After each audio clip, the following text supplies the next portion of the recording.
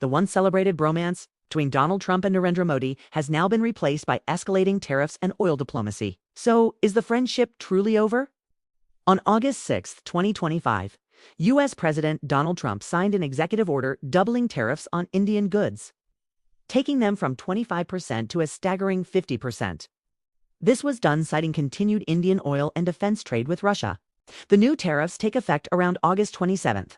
India's Ministry of External Affairs strongly condemned this as extremely unfortunate, reiterating its right to defend its national interests. India, a country which has had a very close strategic partnership with Russia for many years, and consider Russia a trusted friend and partner. India's Russian oil imports, which now amount to about 35 to 40% of its total crude oil purchases, have created tensions. Tensions peaked as Trump framed India's oil purchases from Russia as indirectly funding the Ukraine war. He warned of secondary sanctions and even 500% tariffs on countries still buying Russian energy. Russia's energy revenues dropped 27% year-on-year in July, amplifying the stakes for New Delhi in maintaining discounted imports and benefiting its nearly 1.4 billion population. Despite 5 rounds of trade negotiations, trade talks broke down.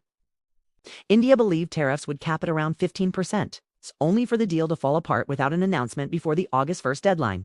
India had made concessions and offered to lower tariffs on $23 billion worth of U.S. exports. But the U.S. pushed back, demanding concessions India wasn't willing to make, especially in the dairy and agriculture sectors. Given that about 50% of India's working population is engaged in agriculture and related activities. This was one concession too many, and would have had a devastating effect on Indians. So what's the state of the India-USA ties now? The personal rapport between Modi and Trump hasn't been enough to overcome strategic misalignment. India insists on strategic autonomy, refusing to curtail Russian ties simply for American approval.